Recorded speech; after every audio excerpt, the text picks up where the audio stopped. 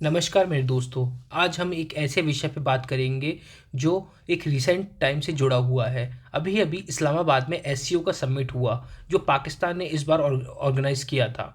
इसमें क्या हुआ, जो भारत की जो एस जयशंकर थे, भारत की जो विदेश मंत्री है, वो पाकिस्तान गए थे आफ्टर 9 ईयर, क्योंकि 2015 में सुषमा स्वराज गई थी। लेकिन जब जयशंकर जी जा रहे थे तो उन्होंने क्लियर मैसेज दिया पाकिस्तान को कि we are not here to bilateral talk, है ना। वो सिर्फ मल्टीलेटरलिज्म को प्रमोट करने के लिए जा रहे थे। तो ये हमें समझ में आता है कि जो इंडिया और पाकिस्तान के रिलेशन है उतने अभी इम्प्रूव नहीं हुए हैं। लेकिन आज की जो हम बात कर रहे हैं वो हम बात कर रहे हैं एससीओ की, संघाई कॉरपोरेशन और ऑर्गेनाइजेशन की, है ना। हम इसका बैकग्राउंड डिटेल जानेंगे, कोर एजेंडा क्या है, कोर ऑब्जेक्टिव क्या थे इसके, और जो डायरेक्शन लेस से डायरेक्शन में कैसी आई एससीओ, वो हम उस टॉपिक पे बात करेंगे। तो हम आपको कोल्ड वॉर के टाइम पीरियड के उस टाइम पे ले जा रहे हैं कि कोल्ड वॉर जो था वो दो ब्लॉक के बीच फाइट हो रही थी। जिसमें क्या था कि जो यूएसएसआर था वो कम्युनिस्ट ब्लॉक को लीड कर रहा था और जो यूएसए था वो कैपिटलिस्ट ब्लॉक को लीड कर रहा था। तो इसमें क्या होता है कि जब डिसइंटीग्रेशन हो जाता है यूएसएसआर का, जिसमें 15 सैटेलाइट कंट्री उसमें उसके पार्ट थे, उसके बाद क्या होता है ये सब कंट्री इंडिपेंडेंट हो जाती है। लेकिन सेंट्रल एशिया की जो 5 कंट्री थी वो भी इंडिपेंडेंट हो जाती है और उनमें फ्रीडम उनको मिल जाता है। तो इसमें क्या होता है, जो यूएसए था इसमें जीत जाता है कोल्ड वॉर। तो वो दुनिया में जाके बता रहा था कि वो सोल पावर है दुनिया का और वो जीत चुका है और कम्युनिस्ट लोग हार चुके हैं। लेकिन कम्युनिज्म हारने के भी कुछ कारण थे जिसमें वो हम कभी बात करेंगे आगे। लेकिन जो मेन जो एससीओ के बारे में हम बात कर रहे हैं, हम आज उसके ऊपर बात करना चाह रहे हैं कि जो फिर इसमें क्या हो, जब यूएस जो था वो पूरी दुनिया में जाके बता रहा था कि हम लोग सोल पावर है, तो उस टाइम चाइना एक साइलेंट प्लेइंग गेम खेल रहा था। कैसे, वो सिर्फ ऑब्जर्व कर रहा था कि दुनिया में चल क्या रहा है, और उसने अपना कैपिटलिस्ट मॉडल ऑलरेडी अपना चुका था।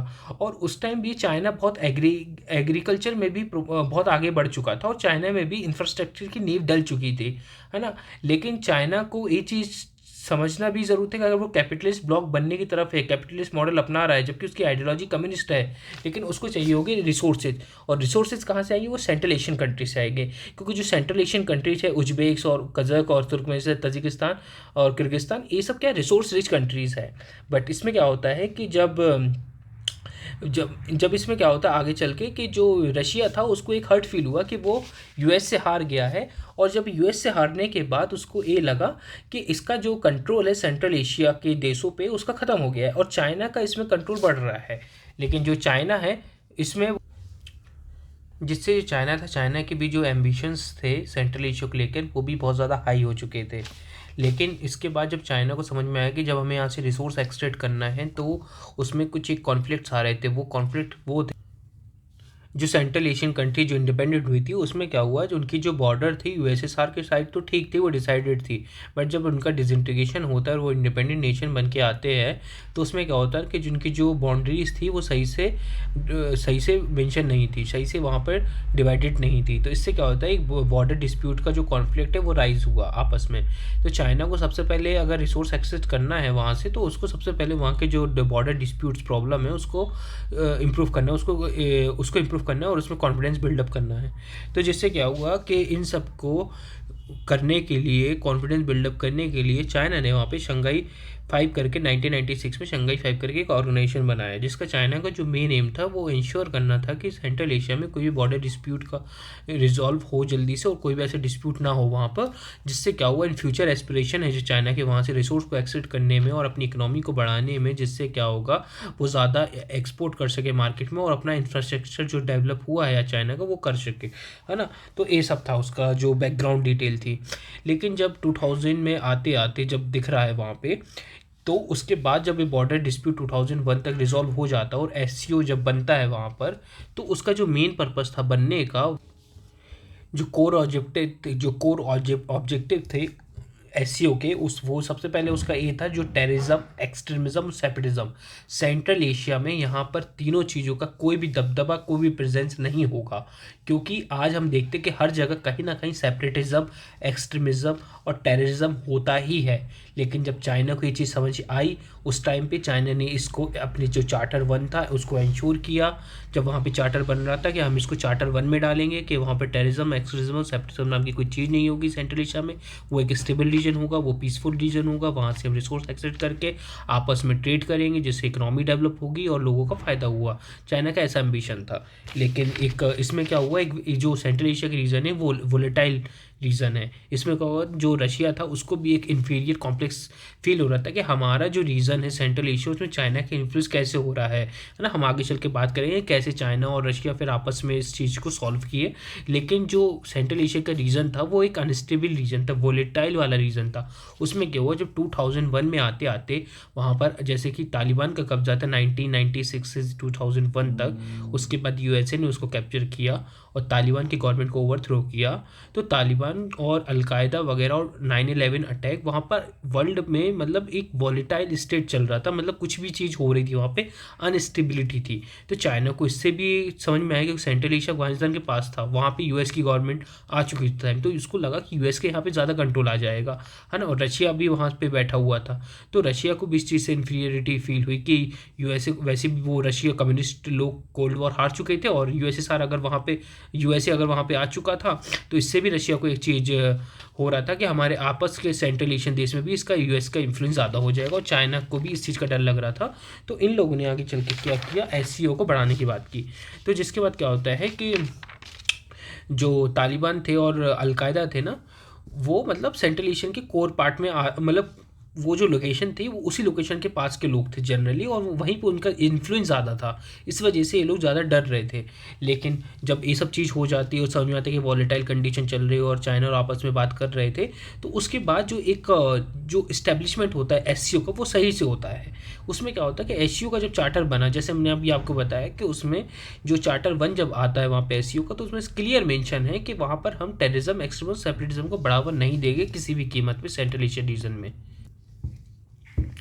इससे ये हो रहा था कि जो फिर सेकंड थिंग इसमें हो गई कि अचीव करने की, कि हम इस बिज़नेस इस्टेब्लिश करेंगे एचसीओ के थ्रू, और जो वहाँ पे जो कंट्रीज़ थी, जो मल्टीलिज्म कंट्रीज़ थी अलग अलग टाइप की सेंट्रल एशिया में, उसके साथ हम एक इकोनॉमिक पार्टनरशिप करेंगे, जिससे क्या होगा, दोनों कंट्री को फ़ायदा होगा और हमारे प्रोडक्ट वहाँ डंप हो गए, वहाँ के प्रोडक्ट हमारे डंप हो गए। ऐसी चीज़ें थी वहाँ पे उस टाइम पे, ऐसा लोगों ने ऐसा वहाँ पे ऑब्जेक्टिव में था। लेकिन क्या हुआ, जब धीरे धीरे रशिया को भी जो इन्फ्लुएंस का पता चला कि यूएस का इन्फ्लुएंस हुआ, चाइना का इन्फ्लुएंस हुआ, और चाइना कुछ ज़्यादा ही कंट्रोल कर रहा है, एक अग्रेसिव अप्रोच अपना रहा है सेंट्रल एशिया को लेकर, रिसोर्सेज को लेके।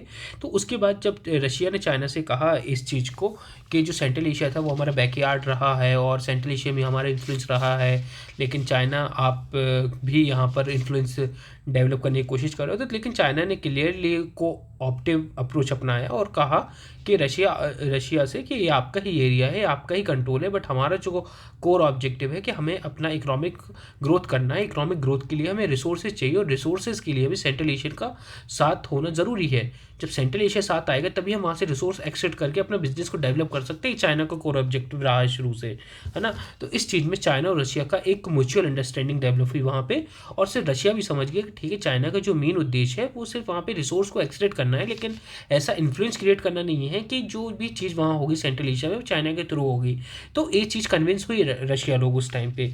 तो उसके बाद क्या होता है कि वहाँ पर जो 2000 की बात हम करें, 2001 के बाद ये सब चीज़ चलती है, लेकिन जो मेन बात है यहाँ पे 2011 के बाद एक्चुअली में क्या हुआ था, तो उसके बाद ये हुआ था कि जो रशिया चाइना है वो ये चीज़ समझ गए थे कि अब हमें इस कंट्री को, मतलब इस जो उनका जो मल्टीलेटरिज्म का जो कॉन्सेप्ट है जो सेंट्रल एशियन देशों का है, तो इसमें और कंट्री को बढ़ाना चाहिए। तो ये प्रपोजल जो है रशिया ने जनरली पहले रखा था, और रशिया ने इस चीज़ को मतलब कहा था कि अब हमें आगे बढ़ना चाहिए और एससीओ को बढ़ाना चाहिए, एससीओ के मेंबर को ऐड करना चाहिए।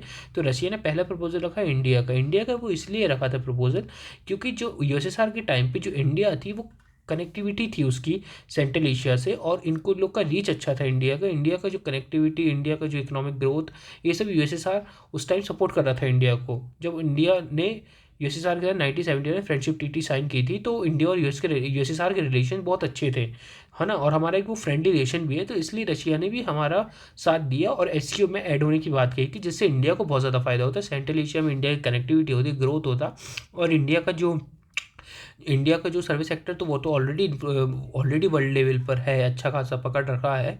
लेकिन कनेक्टिविटी की बात की थी, हमारे रिसोर्सेज वहाँ कैसे, जब वहाँ के रिसोर्सेज हमारे पास कैसे आए, तो इस सब की बात हुई थी। इसमें इंडिया को फ़ायदा होता, इससे अदर कंट्री को भी फ़ायदा होता है। लेकिन चाइना इस चीज़ से खुश नहीं था। चाइना भी हमेशा ही मतलब पाकिस्तान का साथ देता आया है कश्मीर को लेके। तो और कश्मीर का जो मुद्दा है, तो वो सिर्फ दो ही लोग डिस्कस करते हैं जनरली जो सपोर्ट करते हैं पाकिस्तान को, वो है एक चाइना और एक है टर्की देश, है ना। तो इससे इसके बाद क्या होता है कि जो चाइना है वो पाकिस्तान का सपोर्ट किया और पाकिस्तान को भी इंक्लूड करने की बात की थी एससीओ में। तो 2016 में क्या होता है, दो नए मेंबर ऐड होते हैं एससीओ में, जिसका नाम पाकिस्तान और इंडिया होता है ना। इसके बाद इन दोनों में टसल एक स्टार्ट हो जाती है और पाकिस्तान अपना हर जगह ये मुद्दा उठाता रहता है कश्मीर का, चाहे कोई भी सबमिट हो। और उस सबमिट में वो कश्मीर का मुद्दा उठाते, 370 का मुद्दा उठाया। तो इसके बाद क्या हुआ, जब से इंडिया पाकिस्तान पहले 2016 तक चीज़ें स्मूथली वर्क कर रही थी, वहाँ पर जो भी चाइना का ऑब्जेक्ट है इकोनॉमिक ग्रोथ का, रशिया का कंट्रोल का, सब चीज़ वहाँ पे हो रहा था। लेकिन 2000 के बाद जो एससीओ था वो थोड़ा सा डायरेक्शन लेस हुआ जब इंडिया और पाकिस्तान हुआ, क्योंकि वहाँ पे कुछ आउटकम निकलता था जो भी सबमिट होता था। क्योंकि इंडिया का जो मेन मुद्दा है कश्मीर को लेके वो ये है कि जो पाक ऑक्यूपाइड कश्मीर है, सिर्फ इंडिया उस पर बात करना चाहता है क्योंकि वो हमारा अभिन्न हिस्सा है। बट कश्मीर पाकिस्तान का नहीं है। कश्मीर के बारे में कोई बात ही नहीं करना चाह भारत, क्योंकि वो भारत का ही हिस्सा है ना। तो मेन बात ये है वहाँ पर। और जब हम आगे बात करें, जब ये डायरेक्शन लेस हो जाता है, तो इसमें कुछ ऐसे पॉइंट है जो आपको समझना चाहिए। जैसे कि जो रशिया का जो कोर ऑब्जेक्टिव रहा है शुरू से एससीओ को लेके, वो रहा है कि उसका कंट्रोल बना रहे सेंट्रल एशियन देशों पे, यूएस का इन्फ्लुएंस ना हो और किसी भी ऐसी कंट्री का इन्फ्लुएंस ना हो जो जिससे रशिया के एक सोवरेनिटी पे फर्क पड़े, है ना। तो चाइना हमेशा इकोनॉमिक ग्रोथ और रिसोर्स एक्सट्रैक्ट को लेके बातें करता रहता था। Russia try to control the territory, और इंडिया हमेशा एक कनेक्टिविटी को लेके बात करते रहा है, जो कि पॉजिटिव आउटकम है किसी भी समिट का। और पाकिस्तान सिर्फ एक ही इशू को लेके, इस जो मीटिंग होती थी, सबमिट होती थी, उस पर हमेशा वो इंडिया को इरिटेट करता, सिर्फ कश्मीर को इशू को लेते, जिससे क्या होता था कोई भी सबमिट एक कंक्लूडेड वे में नहीं पहुंच पाता था।